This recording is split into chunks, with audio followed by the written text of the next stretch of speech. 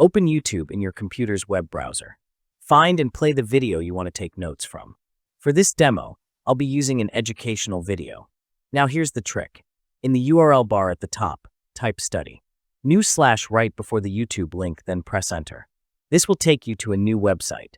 If it's your first time using it, just log in with your Google account. It's fast and secure. Once logged in, the tool will automatically begin generating notes from the video. The process takes less than a minute, depending on the video length. Once it's done, you'll see a screen with the option to create a study note. Just click it.